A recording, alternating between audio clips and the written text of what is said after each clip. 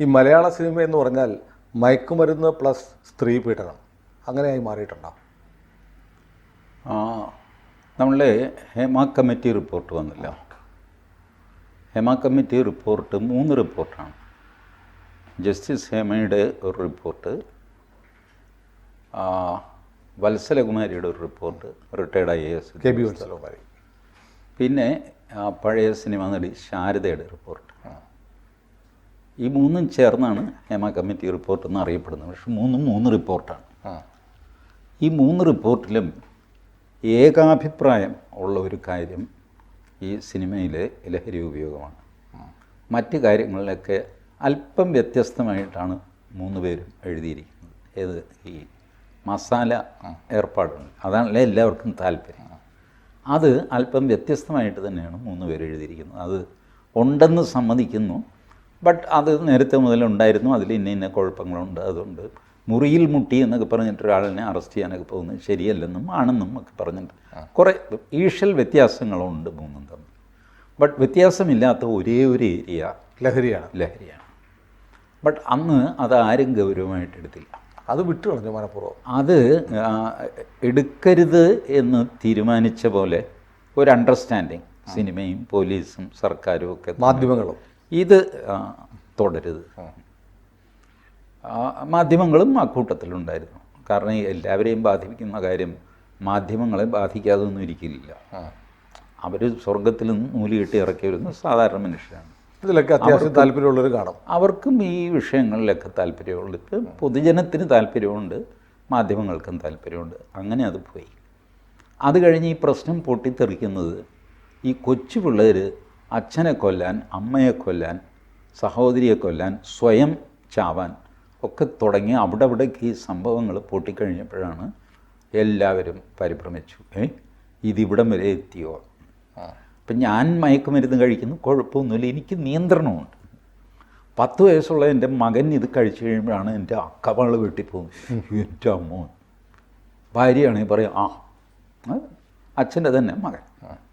ആ കൂടെ ഞാൻ പ്രതിരോധത്തിലാകും. ലഹരി നിരോധിക്കുക, ഇത് പ്രതിജ്ഞ. എന്ത് പ്രതിജ്ഞ? സംഭവം കയ്യിൽ നിന്ന് പോയി.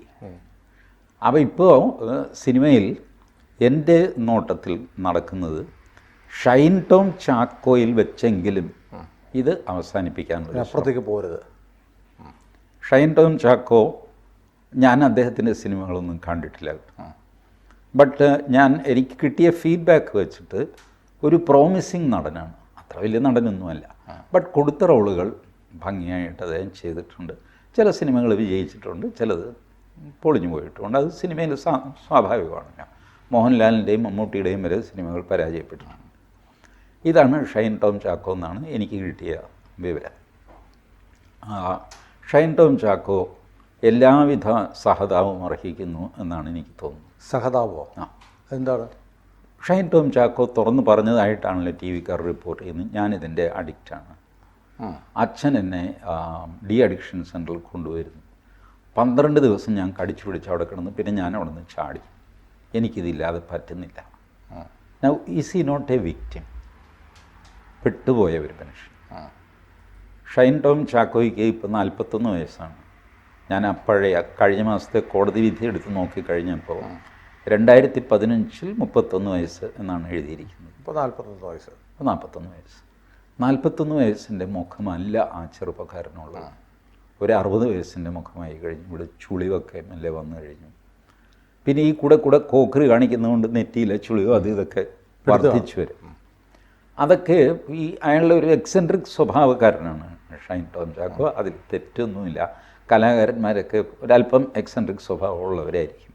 ചിലരൊക്കെ അത് വല്ലാതെ നിയന്ത്രിക്കുന്നു, ചിലർ അവരുടെ സെൽഫ് അങ്ങോട്ട് പ്രദർശിപ്പിക്കുന്നു.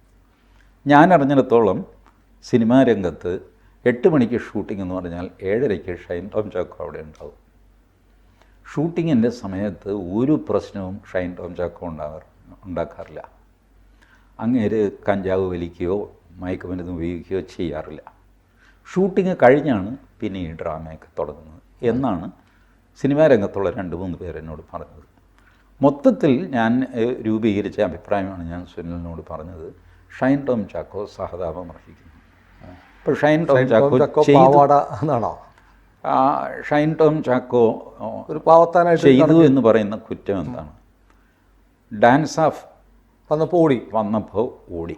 ഓടിയല്ല, ചാടി. പോലീസിനെ കണ്ടാൽ ആരും ഒന്ന് പേടിക്കും. ഈ ഞാൻ പറയുന്നത് രാഷ്ട്രീയം അല്ലെങ്കിൽ ജേർണലിസം ഇതൊക്കെയുള്ള ആൾക്കാരുടെ മനസ്സ് വേറെയാണ്. അവർക്ക് പോലീസിനെ കണ്ടാൽ അവർ ഫ്രണ്ട്ലിയാണ്. അല്ലാതെ ഒരു സാധാരണ മനുഷ്യൻ്റെ വികാരം ആലോചിച്ചു. 2 പോലീസുകാരെ എതിരെ വരുന്നത് കണ്ടു കഴിഞ്ഞാൽ അവൻ 2 വശത്ത് നോക്കുക, ഏതെങ്കിലും ഇടവഴിയുണ്ടോ ഒന്ന് കയറിപ്പോയാൽ. പക്ഷെ അത് ഇതിലങ്ങനെയല്ല ചേട്ടാ. പറയട്ടെ, ഇപ്പോൾ ഇവർ വന്നു കഴിഞ്ഞപ്പോൾ ഷൈൻ ടോം ചാക്കോ ഇപ്പോൾ അയാൾ പറയുന്നത് മുറിക്കകത്താണ്. അല്ല, ഗുണ്ടകൾ തല്ലാൻ വന്നു അതുകൊണ്ട് ഞാൻ ഓടിയെന്നാണ്. ഗുണ്ടകൾ തല്ലാൻ വരുന്നു എന്ന് വിചാരിച്ചിട്ട് ഏതോ ഒരു സിനിമയുടെ പ്രതിഫലത്തെ ചൊല്ലി തർക്കം ഉണ്ടായിരുന്നു. അപ്പോൾ അവർ തല്ലാൻ വരികയായിരുന്നു എന്ന് വിചാരിച്ചിട്ട് അയാൾ എടുത്ത് ചാടി. വാസ്തവത്തിൽ അതാണ് എന്നെനിക്ക് തോന്നുന്നില്ല. കാരണം റിട്ടയർഡ് എക്സൈസുകാരോട് ഞാൻ സംസാരിച്ചപ്പോൾ അവർ പറഞ്ഞു, ഈ ഡാൻസ് ഓഫ് ഒരു പ്രത്യേക വിഭാഗമാണ്. അവർ സിവിൽ ഡ്രസ്സിലായിരിക്കും പ്രത്യക്ഷപ്പെടുന്നത്. അവരുടെ കയ്യിൽ ഈ മയക്കുമരുന്ന് ഉണ്ടാവാം. ഇയാളുടെ പോക്കറ്റിൽ നിന്ന് എടുത്തു എന്ന് പറഞ്ഞിട്ട് ഈ മയക്കുമരുന്ന് ഹാജരാക്കി കഴിഞ്ഞാൽ ഇയാൾ കുടുങ്ങും. ഷൈൻ ടോം ചാക്കോ ഒരു തവണ പോലീസിൻ്റെ വലയിൽ നിന്ന് രക്ഷപ്പെട്ടു. ആ നേരത്തെയുള്ള കേസിൽ കഴിഞ്ഞ ഫെബ്രുവരിയിൽ വന്ന ജഡ്ജ്മെൻറ്റാണത്. ആ ജഡ്ജ്മെൻറ്റിൽ പോലീസിന് സാധാരണ ജഡ്ജ്മെൻറ്റാണ്. പ്രോസിക്യൂഷന് സംശയാതീതമായിട്ട് ഇത് തെളിയിക്കാൻ സാധിക്കാത്തതിനാൽ പ്രതികളെ വെറുതെ വിടുന്നു. ഇതാണ് ജഡ്ജ്മെൻറ്റ്. ഇത് എല്ലാ ജഡ്ജ്മെൻറ്റിലും ഇങ്ങനെ എഴുതുന്നു. ബട്ട് മാധ്യമങ്ങൾ ഇത് പൊലിപ്പിച്ചിട്ട് പോലീസിനെ രൂക്ഷമായിട്ട് വിമർശിച്ചു. അങ്ങനെ ചെയ്തു, ഇങ്ങനെ ചെയ്തു. 60 പേജുള്ള ജഡ്ജ്മെൻറ്റാണ് സുലേഖ മാഡത്തിൻ്റെ. അതിൽ പോലീസിനെ രൂക്ഷമായിട്ട് വിമർശിച്ചിട്ടില്ല. ഈവൻ പ്രോസിക്യൂഷനെ പോലും അവർ വിമർശിച്ചിട്ടില്ല. സ്റ്റെപ്പ് ബൈ സ്റ്റെപ്പായിട്ട് ഇത് അനലൈസ് ചെയ്തിട്ട് ഇന്ന കാരണങ്ങളാൽ prosecution has failed to establish the guilt beyond all reasonable doubt. Therefore, the accused are acquitted. ഇങ്ങനെ സിമ്പിൾ സാധാരണ ക്രിമിനൽ കേസിലെ വാക്കുകൾ മാത്രമേ അതിൽ ഉപയോഗിച്ചിട്ടുള്ളൂ. അവരാരെയും കുറ്റം പറഞ്ഞിട്ടില്ല, അവരാരെയും പുകഴ്ത്തിയിട്ടുമില്ല. ഒന്ന്, മയക്കുമരുന്നിൻ്റെ പ്രൊസീജിയർ ഭയങ്കര സാധനമാണ്. ഇപ്പോൾ ഞാനീ പറഞ്ഞില്ല, ഇവർ നിങ്ങളുടെ പോക്കറ്റിൽ ഇതുണ്ടോ എന്ന് നോക്കട്ടെ എന്ന് ചോദിച്ചാൽ നമ്മുടെ പോക്കറ്റിൽ കൈയിടും. വാസ്തവത്തിൽ അവരുടെ കൈക്കുള്ളിരിക്കുകയാണ് ചെറിയൊരു പൊതി, ഒരു 5 ഗ്രാമിൻ്റെ പ്ലാസ്റ്റിക് പൊതി 2 വിരലുകളുടെ ഇടയ്ക്കുണ്ടാകും. ഇതിങ്ങനെ ഇട്ടിട്ട് തിരിച്ചെടുക്കുക. കിട്ടി. ഇത് വരാതിരിക്കാനായിട്ട് NDPS ആക്റ്റിൽ എന്ത് ചെയ്തു എന്നറിയാമോ? ഒരു ഗസറ്റഡ് ഓഫീസറുടെ സാന്നിധ്യത്തിൽ ബോഡി പരിശോധന നടക്കാവുള്ളൂ എന്ന് എഴുതി വെച്ചു. ഇപ്പോൾ ഗസറ്റഡ് ഓഫീസറെയും കൊണ്ട് റെയ്ഡ് ചെയ്യാനായിട്ട് നടക്കാൻ പറ്റുമോ നാട് നീളെ? പറ്റില്ല. ബട്ട് ആക്റ്റിൽ അങ്ങനെയാണ് എഴുതിയിരിക്കുന്നത്. അപ്പോൾ ഇവരെന്ത് ചെയ്യുമെന്ന് വെച്ചാൽ ആളെ പിടിക്കും, എന്നിട്ട് ഗസറ്റഡ് ഓഫീസറെ വിളിക്കും. അങ്ങനെയാണ് ഞാൻ കണ്ടിട്ടുണ്ട്. പലപ്പോഴും ഗസറ്റഡ് ഓഫീസർ ഇവരെല്ലാം എഴുതി റെഡിയാക്കി കഴിഞ്ഞിട്ടാണ് ഗസറ്റഡ് ഓഫീസർ സ്റ്റേഷനിൽ വന്നിട്ട് കൗണ്ടർ സൈൻ ചെയ്തിട്ട് അങ്ങ് പോകും. തഹസീൽദാരെയാണ് മിക്കവാറും വിളിക്കുന്നത്. തൊട്ടടുത്ത തഹസീൽദാരല്ല, ഈവൻ SP ഉണ്ടല്ലോ, ജില്ലാ police superintendent is a gazetted officer, he can sign it. അപ്പോൾ ആ ഒരു രീതിയിലാണ് ആക്ട് എൻവിസ് ചെയ്തിരിക്കുന്നത്. പോലീസിലെ തന്നെ ഗസറ്റഡ് റാങ്കിൽ ഉള്ള ഉദ്യോഗസ്ഥൻ വേണം. ഞാൻ 2 സ്ഥലത്ത് പിടിക്കുന്നത് ഞാൻ കണ്ടിട്ടുണ്ട്. 2 തവണയും അവർ വിളിച്ചു വരുത്തിയത് തഹസീൽദാരെയാണ്. അതെ അതെ. ഈ തഹസീൽദാർ വരുന്നത് വരെ ഇയാളെ എന്ത് ചെയ്യും? പരിശോധിക്കാതെ നിർത്തുക വടി പോലെ. ഇറ്റ് ഈസ് നോട്ട് ഇതിനകത്ത് കള്ളത്തരം കാണിക്കാം. ഷൈൻ ടോം ചാക്കോയുടെ കാര്യത്തിൽ ഒരു മുൻവിധിയോടെ, ഇത് കള്ളത്തരം ഡാൻസ് ഓഫ് കള്ളത്തരം കാണിച്ചു എന്ന് ഞാൻ പറയില്ല, ഒരു മുൻവിധിയോടെയുള്ള പെരുമാറ്റം കാണുന്നു ഇയാളെ ഈ ഓടിച്ചിട്ട് പിടിക്കുക എന്ന് പറയുന്ന സമ്പ്രദായത്തിൽ. ഷൈൻ ടോം ചാക്കോ അവിടെ നിന്ന് ചാടിയിട്ട് പിന്നെ നോക്കും, പിറ്റേ ദിവസം അയാൾ രാവിലെ അയാളുടെ വക്കീലിനെയും കൊണ്ട് ഹാജരായി. ഉച്ച കഴിഞ്ഞ് വരാൻ പറഞ്ഞു, അയാൾ രാവിലെ തന്നെ എത്തി. കാരണം അയാൾ സേഫാണ്, വക്കീൽ കൂടെയുണ്ട്. പിന്നെ അയാളുടെ പോക്കറ്റിൽ ഇത് ഇട്ടിട്ട് രണ്ടാമത് റിക്കവർ ചെയ്യാനൊന്നും പറ്റില്ല. എൻ്റെ ഒരു അറിവിലും അന്വേഷണത്തിലും ഇതാണ് ഷൈൻ ടോം ചാക്കോ ചാടാനുള്ള കാരണം, പുറകുവശം കൂടെ ചാടാനുള്ള കാരണം. അല്ലെങ്കിൽ അയാൾ പെടും. കാരണം മറ്റേ കേസിൽ നിന്ന് ഊരി. അത് നാണക്കേടായി എന്ന് പറഞ്ഞ് ഇല്ലാത്ത നാണക്കേട് മാധ്യമങ്ങൾ പറഞ്ഞ് പോലീസിന് അത് നാണക്കേടായിട്ട് മാറി. അപ്പോൾ ഇവിടെ നിന്ന് പിടിക്കണം. അപ്പോൾ ഒന്ന് പിടിക്കണം. ഒരു തവണ രക്ഷപ്പെട്ടു. ആ തവണ രക്ഷപ്പെട്ടത് കൊണ്ടല്ല, ആ ജഡ്ജ്മെൻറ്റിൽ ക്ലീനായിട്ട് ഇതൊക്കെ എഴുതിയിട്ടുണ്ട്. ഒരു മുറിയിൽ 4 പെൺകുട്ടികൾ പിന്നെ ഷൈൻ ടോം ചാക്കോ. ഇവർ പുകവലിക്കുന്നു രാത്രി 1:15 മണിക്ക്. അപ്പോൾ ഈ പുക ഏതായാലും മെറ്റീരിയൽ ഒബ്ജക്റ്റായിട്ട് കോടതിയിൽ കൊണ്ടുപോകാൻ പറ്റില്ല. പിന്നെ കൊണ്ടുപോകാൻ പറ്റുന്നത് ഈ സിഗരറ്റ് ബട്ടും ആഷ്ട്രയും സംഗതിയാണ്. ഇതൊക്കെ റിക്കവർ ചെയ്ത് പിടിച്ചു എന്നൊക്കെ പറഞ്ഞു.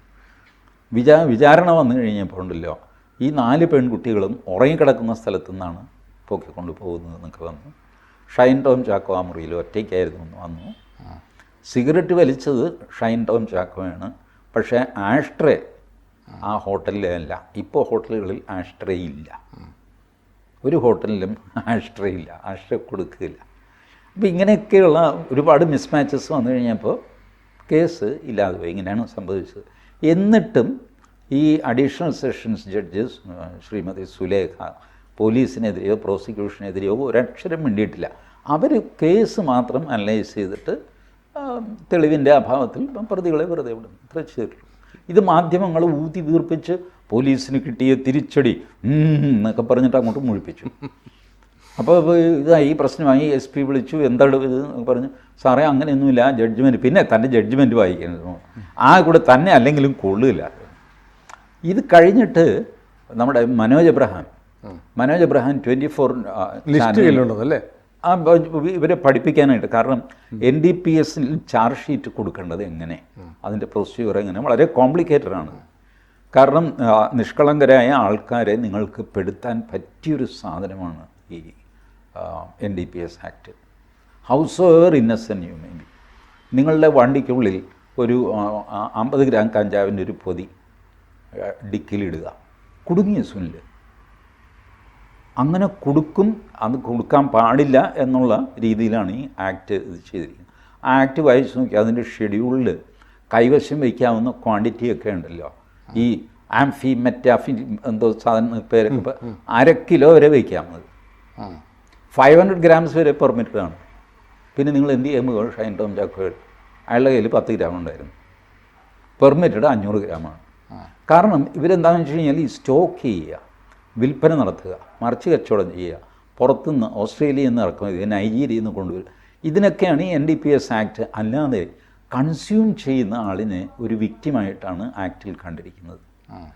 6 മാസം തടവ്, 2000 രൂപ പിഴയോ രണ്ടും കൂടെ.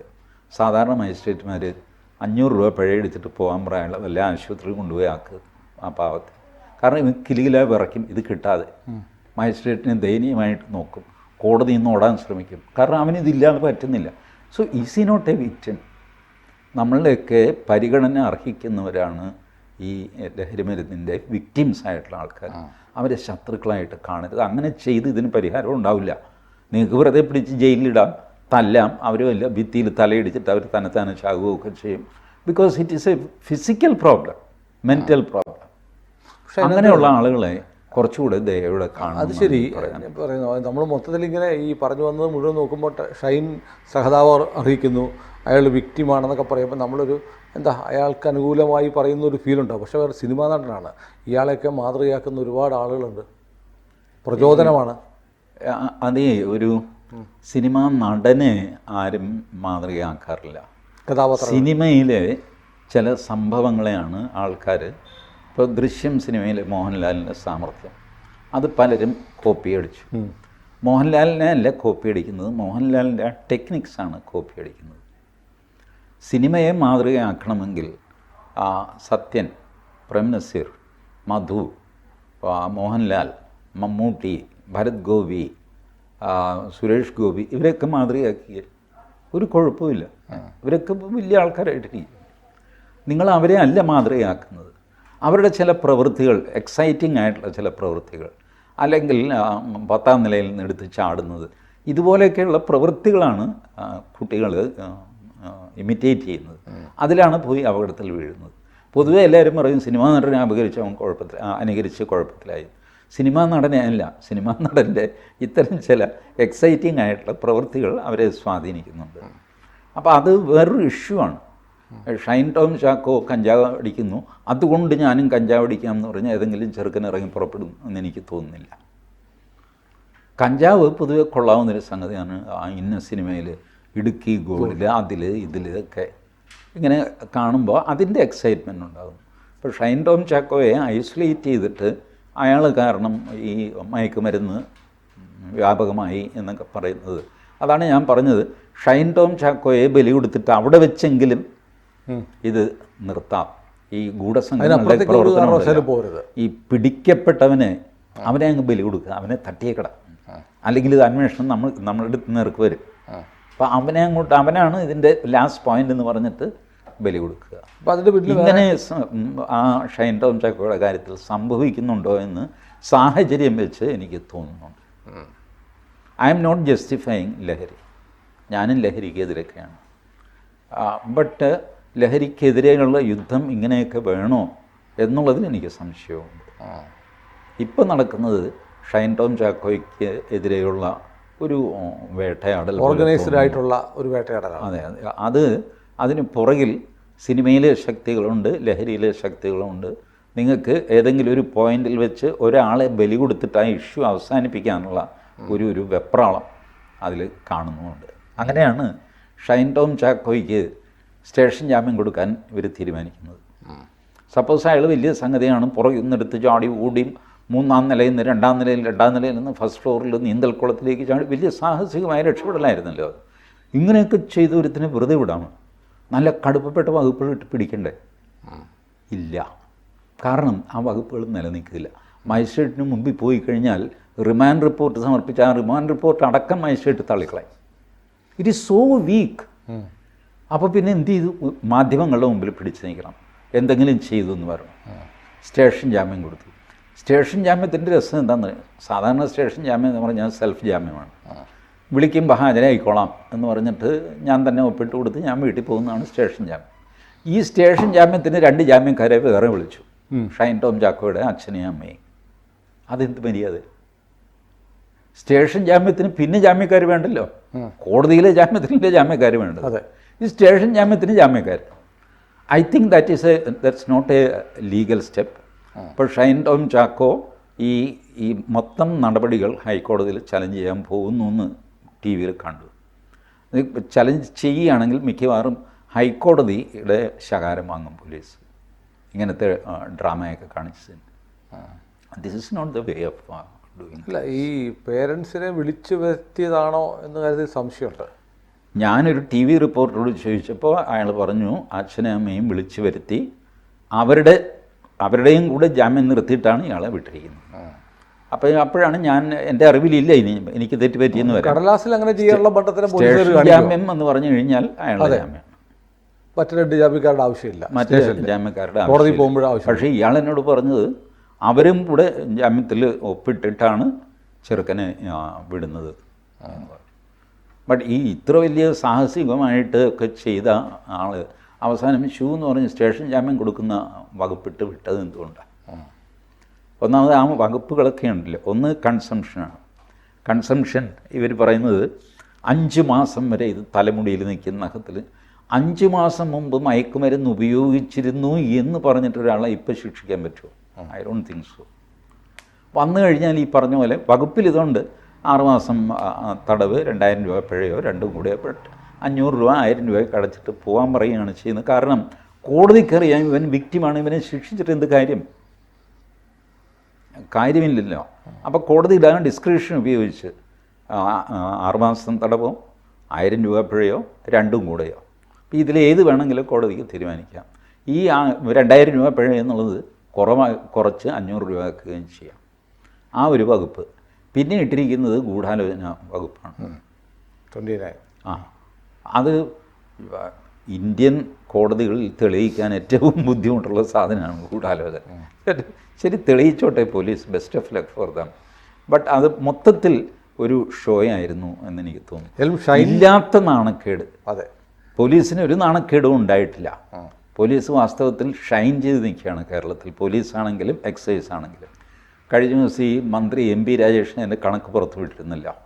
ഓപ്പറേഷൻ D100 ഇത്ര കേസ് ചാർജ് ചെയ്തു, ഇത്ര പേരെ അറസ്റ്റ് ചെയ്തൊക്കെ ഞാൻ നോക്കിക്കഴിഞ്ഞപ്പോൾ നല്ല പെർഫോമൻസാണ് എക്സൈസിൻ്റെയും പോലീസിൻ്റെയും. അങ്ങനെ പെർഫോമൻസിനെ നിഷ്പ്രഭമാക്കുന്ന രീതിയിൽ മാധ്യമങ്ങൾ ഒരു നരേറ്റീവ് ഓടിക്കുന്നു. പോലീസിന് നാണക്കേടായി, ഷൈൻ ടോം ചാക്കോ അങ്ങനെയായി, ഇങ്ങനെയായി, മറ്റേയായി, മറിച്ചായി എന്ന് പറയും. ഒരു ക്രിമിനൽ കേസിൽ വിട്ടുപോയതിൻ്റെ പേരിൽ കേരള പോലീസിനെ മൊത്തം നാണം കെടുത്തി ഇവർ. പോലീസുകാരെങ്കിലും ആ വിധി വായിച്ചു നോക്കിയിരുന്നെങ്കിൽ ഇത്ര ഇതാകുമായിരുന്നില്ല. വാസ്തവത്തിൽ പോലീസ് SP എന്നൊരു പത്രസമ്മേളനം വിളിച്ചിട്ട് what nonsense is going on, it's a normal case. Okay, ഞങ്ങൾ ആ കേസ് തോറ്റു, എത്രയോ കേസുകൾ ഞങ്ങൾ തോക്കാറുണ്ട്.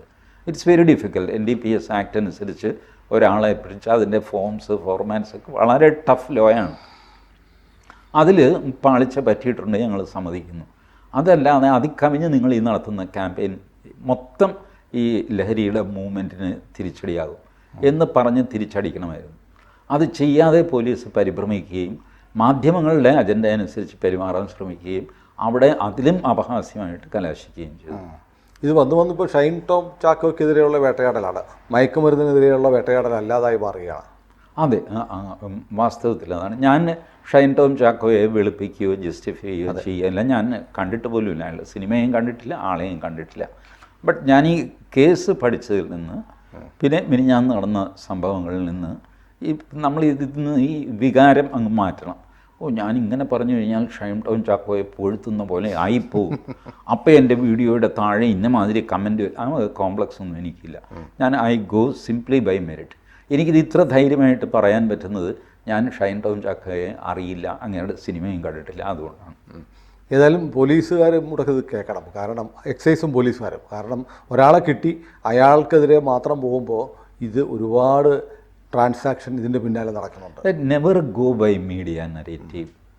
പോലീസിനും സംഭവിക്കുന്നത് ഇപ്പോൾ ഈ 24 മണിക്കൂർ ഇത് വന്നു കഴിയുമ്പോൾ അവിടുന്ന് ഇവിടുന്ന് ഒക്കെ അധികാരികളും മന്ത്രിയൊക്കെ വിളിക്കും, എന്താടോ രാവിലെ മുതൽ വലിയ ബഹളം, താനൊക്കെ എന്തെടുത്തോണ്ടിരിക്കുക. അപ്പോൾ ഇവർക്ക് തോന്നും ഞാൻ കാണിച്ചത് പോരാ, എന്നാൽ പിന്നെ ഒരു ബലപ്രയോഗം, ഇങ്ങനെയൊക്കെ തോന്നും. അത് ചെയ്യരുത്, ഒരിക്കലും മീഡിയയുടെ പിടിയിൽ പെടരുത്. അതെ, അവരിങ്ങനെ ബഹളമൊക്കെ വണ്ടിയും വള്ളമൊക്കെ ആയിട്ട് അവർ പിന്നാലെ വരും, അതവിടെ വന്നോട്ടെ എന്ന് വിചാരിക്കും. അത് അവരുടെ ജോലി, നമ്മുടെ ജോലി. അതിൽ ഞാൻ സർക്കിൾ ഇൻസ്പെക്ടറാണെന്ന് തോന്നുന്നു, വളരെ ശാന്തമായിട്ട് പുള്ളി പറഞ്ഞു കൈ എന്നെടുക്കുമോ, ഡോറടയ്ക്കട്ടെ. അല്ലെങ്കിൽ ഞാൻ അന്വേഷിച്ചിട്ട് പറയാം, ചോദിച്ചിട്ട് പറയാം കേട്ടോ, ഇത് കൂടുതൽ ഇപ്പോൾ പറയാനില്ല, കൈ ഒന്നെടുക്കുമോ, ഡോറടച്ചോട്ടെ. പോയി സ്മാർട്ട് മനുഷ്യൻ. I think Ernakulam ACP, central ACP. That is the way it is to be handled. കൂടുതൽ വാർത്തകളും വിശേഷങ്ങളും നിങ്ങളിലേക്ക് എത്താൻ ABC മലയാളം സബ്സ്ക്രൈബ് ചെയ്യുക, ബെൽ ബട്ടണും അമർത്തുക.